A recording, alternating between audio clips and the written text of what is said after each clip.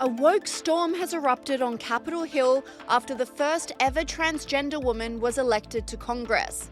Sarah McBride is the representative for Delaware and is a biological man. Her election has some in Washington very concerned about the bathrooms that she will be using, to the point that Representative Nancy Mace introduced a bathroom bill to stop biological men from using women's bathrooms and locker rooms. Can allow biological men into women's private spaces. I will stand in the brink and stand in the way of anyone on the radical left who thinks that it's okay for a penis to be in a women's locker room or a bathroom or a changing room. Hell no. I am not going to stand for it. And the Speaker said it would be in the House rules package. If it's not, I will be ready with a motion, a privileged motion, to force a vote on this. This is not okay. Nancy Mace doubled down on this, saying she is protecting the rights of women and girls. The radical left is calling me an extremist for being a feminist, fighting to protect the rights of women and girls. If being a feminist makes me an extremist or a bigot or a monster, I am totally here for it, because I'm going to fight like hell for every woman and every little girl across this country to protect you and keep you safe. And she returned to the press to slam the radical left for their attempt to erase women. Not be in the locker room, should not be in changing rooms, should not be in our restrooms either. And I'm going to be standing in the brink, standing in his or her way, putting a stop to this insanity and this nonsense. She doesn't get a say. This is about real women and women's rights. And the far left, radical left, they want to erase women and women's rights, and I'm not going to let them. But not everyone in Washington, D.C. is so brave to tell the truth. Speaker Mike Johnson continued the woke rhetoric, refusing to say whether Sarah McBride is a man or a woman. Mr. Speaker, is freshman-elect Sarah McBride a man or a woman? Look, I'm not going to get into this. We welcome all new members with open arms who are duly elected representatives of the people. I believe it's a command that we treat all persons with dignity and respect. We will. And I'm not going to engage in silly debates about this. There's a concern about uses of restroom facilities and locker rooms and all that. This is an issue that Congress has never had to address before. We're going to do that in a deliberate fashion with member consensus on it, and we will accommodate the needs of every single person. After pushback, the Speaker did finally come out and clarify his position, which was much more in line with common sense. Hello, everybody.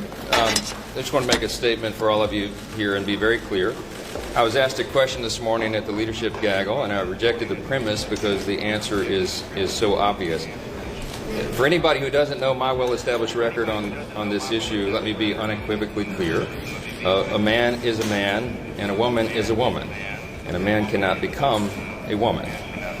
That said, I also believe, that's what Scripture teaches, what I just said, but I also believe that we treat everybody with dignity. And so we can do and believe all those things at the same time. And I wanted to make that clear for everybody because there's lots of questions. But that's where I stand. I've stood there my whole life, and those are facts. Congresswoman Marjorie Taylor Greene doubled down on this, saying that Nancy Mace's resolution doesn't go far enough. Sarah McBride, as he calls himself, formerly Tim McBride, is a biological man, and he should not be using any of our restrooms in the Capitals, in our office buildings. But Nancy Mace's resolution doesn't go far enough. A resolution is just a statement by Congress saying that Congress disagrees with something. We need something more binding, and that's what I just brought up at the microphones there in our conference, is I directly asked Speaker Johnson what the men in our leadership are going to do about this, because this has to be stopped. America gave a mandate at this election and said not only are they sick of the open borders, the invasion, the out-of-control inflation, foreign wars, but they're sick of the trans ideology being shoved down our throats. And it's an attack on women and children all over the country. I don't think Nancy Mace's resolution does enough. I think we need to do more. That's what I asked Speaker Johnson, and he committed to me in the conference that Sarah McBride will not be using our restrooms. Sarah McBride hit back at the controversy, saying Republicans are using the trans issue as a distraction. Look, this is a weird and bizarre obsession with trans people on the part of the Republican Party. And I agree with Republican governors who, when presented with the spate of anti-LGBTQ bills passed in state legislatures across the country, said these are solutions in search of a problem. And that's what we have to be crystal clear about moving forward. Because whenever you see a politician or a political party focus in on an issue that impacts a handful of people in a handful of places, you have to ask yourself why. And the answer to that is they are trying to distract. They are trying to distract from what they are actually doing. But online commentators have slammed the woke ideology that allows biological men to use women's spaces.